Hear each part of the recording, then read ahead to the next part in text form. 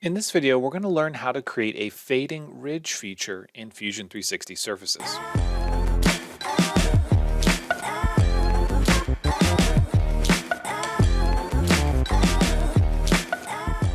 Hey everyone, this is Matt with Learn Everything About Design, and in this next part 12 of our Surface Mastery series, I want to tackle something that has to do with adding a bump or a ridge feature to the middle of an object. Now, if you go to the description of the video, you can download this data set, and it's just a form that I created that kind of looks like a car hood. And what I want to do is I want to note that this is perfectly smooth across the midline. Now, if we take a look at where the origin is, it's right down the center of this. And what I want to do is I want to create a ridge right in the middle. Now, oftentimes when I see surfacing videos and someone's modeling a car or modeling something, they'll oftentimes have a ridge or a crease in the middle. And this comes from not having curvature continuity across the middle. Now, sometimes that's okay if it's what you're trying to do, but in many cases, that's not the intention, and it is causing a problem in the surface. It'll be downstream, it'll cause a problem with things like thickening or using it as a tooling surface. So, what I want to do is I want to talk about a way in which we can create a feature like that after the fact, after we have our nice smooth surface. So, we're going to talk about a couple things here. We're going to talk about splitting surfaces using a trim tool. We're going to talk about creating a ridge feature and we're going to talk about how we can control the tangency direction. So, whenever I'm working in surfaces or modeling in general, anytime there is symmetry, I like to use that to my advantage. Now, this part has a nice, clean surface. There's no ridge right in the middle of it, and I hate to cut that up. But what I'm going to do is I'm going to select it and just use Control C and Control V to make a copy of it. That way I preserve the original and now I have a copy of it that I can do whatever I want to. So what I want to do to start is I'm going to trim, and I want to trim the surface with the mid plane and just get rid of one side. I only need to work on half of it. The next thing that I want to do is trim away where I want this ridge in the middle. Now I want to maintain curvature continuity or that smooth transition, a small section at the back of the hood and a small section at the front. So what I need to do is create a sketch on the top plane, and I need to determine where that's going to be. Now, in order to do this, I'm going to use a line for part of it, and then I'm going to use a spline for the rest of it. Now, you can also use arcs or conics or whatever you want, but there are some important aspects here. So the first thing I want to do is I want to just create a line that's going to be the majority of that distance. I'm going to use my dimension tools, which is D on the keyboard, and I'm going to determine how wide I want this to be. Remember, this is only half of it, so 8 millimeters is going to be 16 overall. So now that I have that, I want to blend this back in. So to do that, I first want to project the edge. So I'm going to use P on the keyboard. You can also go again to project include and project and select it here. Project a surface doesn't really matter here. It's not going to give us what we want. So I'm just going to use the regular project, say OK. And now I want to transition this cut. Now remember I said I wanted to leave part of it. So in order to leave part of it, I'm just going to draw a straight line here because this was cut with the mid plane. And then I can use my spline to just connect these two together. Now with the spline, we have tangency and we have a smooth or curvature constraint. Now the smooth or curvature constraint is going to take a look at the tangency direction and also the weight. In this case, it doesn't matter because both of my inputs are straight lines. It's going to give me essentially the same result. Now, as I take a look at this, I want to determine or drag where I want that transition to be. Now, keep in mind that if you don't want it to be tangent, if you want it to be a harder edge, you don't always have to have tangency. For example, in this case, let's go ahead and let's make this horizontal, and I'll make it a perpendicular. So we can kind of take a look at the difference there. But what's important is that I make sure that I do either have a tangency or a perpendicular, in this case, horizontal constraint here, because I want it to be a smooth transition as it goes across that midline. We can also affect the weights of these. So if you want to increase or decrease them, you can see on screen these green edges. These are the arc, the radius of curvature that we have. The one here is relatively large, and the one at the center is relatively small. You can turn on curvature combs if you want to get a good idea what this looks like.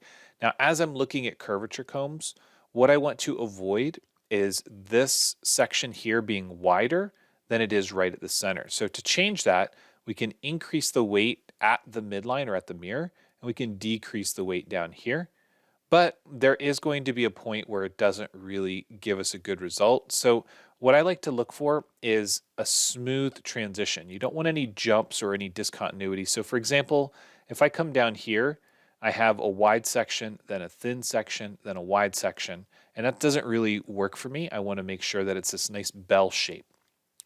Once I have that, I need to repeat the process at the front. So again, I'm going to go ahead and use a spline, and we'll just use the same sort of constraint system that we had. We'll do tangency here, and then we'll use a horizontal constraint for this one. Again, I'm going to take a look at the curvature combs, and I want that nice bell shape that I'm looking for. So again, I'm going to pull this out, and that nice bell shape. So what this is telling me is that at this edge and at this edge, I have relatively low change in curvature, but in the middle, I have a consistent or a more consistent radius or more consistent change in curvature. Once again, you could do this with arcs. You could also use things like conics, conic curves, if that's something you're interested in. I can do a video on those. I don't use them that often, but they can be helpful in some cases. So now we're going to finish the sketch. We are going to trim the surface with the sketch, get rid of that little piece there. And then with trim, for whatever reason, the sketch stays visible, so we need to hide it. Now that we have this opening, the next thing that we need to do is determine what we want to happen at the middle. For this, I'm going to create a sketch on the side. I'm going to rotate this around a little bit so we can see those trimmed pieces. And again, project, I'm going to use P on the keyboard, and I'm going to grab those. So what's going to happen here is I want to take this edge. Now remember, this edge is that straight line before those splines. I'm going to use P to project that, and then I want to offset it. Now the reason I want to offset this curve is because this exactly matches the shape of the hood, and offsetting it will allow me to create however high, in this case 1.5 millimeters, however high I want to go with that new geometry. Now, sometimes it can be helpful to select the original and make it construction. You can also use X on the keyboard. But now what we want to do is we want to connect this back to this. Now, kind of different than we did from trimming from the top, what we want here is we want a smooth transition back into this edge. Now, as I mentioned before, with the top down, you can kind of determine how you want those two to terminate. Here, I do want to make sure that I have tangency. And unlike the top down version, this edge actually does have some curvature. If we view it from the side, it's not just a straight line. Over this distance, it's relatively straight, but it is not actually a straight line. Down here, we're going to do the same thing. I'm going to use a spline, and then I'm going to use a tangency. Again, I could use curvature continuity here. It actually would make a difference, but in this case, I'll just use tangency since that's what we use for the other examples. Now, one thing I like to do that's not strictly required is use extrude and just build a little surface here. Now, the main reason that I want to use extrude is because if I use the patch tool won't allow me to use the edge of that sketch. It won't allow me to drive it based on a curvature direction. So we're going to turn off enable chaining. We are going to work our way around this shape, all the edges. Might need to rotate a bit.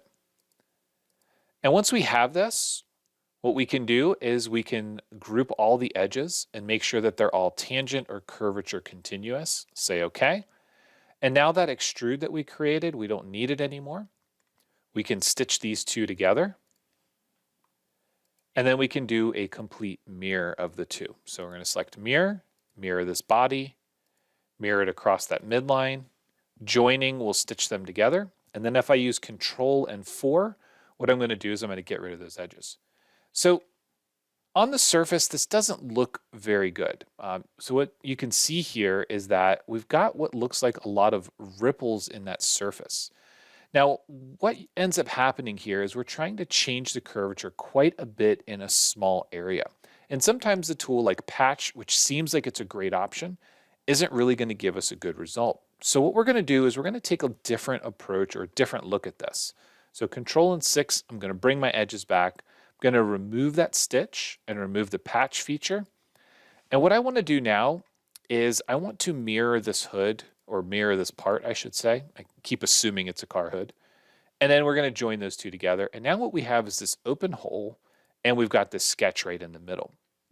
So when we use patch again, and we select these openings, we've already talked about this in a previous video. What we can do is we can have this interior rail. And you'll notice that with this interior rail, I don't actually need the rail to completely connect to the profile.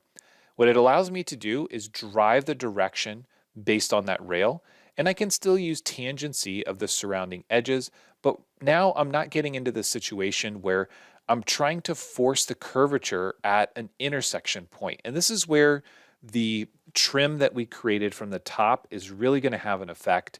In this case, we have tangency going across, which helps us out the most. But in some cases, if you're not driving that tangency, you might actually end up with quite a big problem. So what I'm going to do now is I'm going to stitch these together. I'm going to use Control and 4 to hide my edges. I'm going to zoom out. And now this result looks quite a bit better. Now we used the same tool. We still used patch. We still used that center guide rail. The only difference here is that we didn't completely drive the curvature at that intersection point. Now, which means if I go to something like a render, I'm going to apply a paint appearance to this. I'm just going to give it a white paint. Let's go ahead and stick this thing outside where we've got some good sunlight, and we'll rotate it around. Now, as soon as I start the in-canvas render, it's going to start ray tracing. I'm going to drag this up.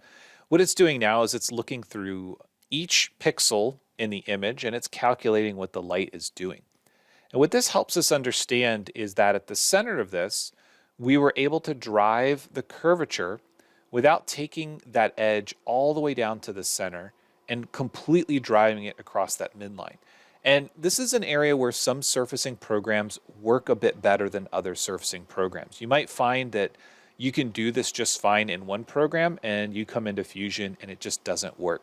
So oftentimes I think it's important that we always work ourselves into a situation or into using the tools, how they work best. In this case, the same exact inputs using that guide curve in the center worked fine with patch as an interior rail without connecting to the edges, but using it as half of the boundary didn't work out the same. Now, a couple of you out there with a keen eye might be thinking, there's one thing that you didn't do. There's another option that you didn't try. And that's true. So the other option that I didn't try is let's go back before the mirror. Now, in the case of using that extruded surface here, one thing that I didn't do is I didn't use patch with the ability to not control or group all the edges together. So patch does require we have a complete boundary. It will not let you leave this open. And in the first example, I grouped all the edges together. However, what I can do is I can find edge 2 here, and edge 2, I can drive the tangency at the midline. But then edge 6 and edge 3, I think it's edge 6, maybe it's edge 4. They're kind of overlapping here. Let's see. Edge 1, okay, so edge 1 and edge 3, I want to leave connected. And then all the rest of these, I'm going to set to tangent. Now, essentially what we're doing here is we're using that interior guide rail, but we're not driving it at this edge. Now, again, I said a keen eye might notice that there is this other option. However, for whatever reason, this patch tool still gives this sort of wrinkled bad result. Now, I don't know why it does this or why it has trouble with it, but whenever we're driving the tangency here, it is producing this bad result. It's giving us something that's just not working. But when we use it with that mid guide without controlling the tangency, it gives us a much smoother result. So once again, it's just a good idea to explore the tools, figure out what's going to work best for your design and your scenario, and then play around with it. Figure out if you can get a good quality surface out. Don't get stuck just using one tool because it worked one time. Play around with the different options that you have and figure out what's going to work best for you. Now, in this case, there are other ways that we could have done this. We could try to do a loft, but as I've mentioned in previous videos, we would get a degenerate point at the front and the back. It doesn't like it when the loft profiles are connected at a single vertex. Those are going to produce problems. You're going to get a bad surface at that corner.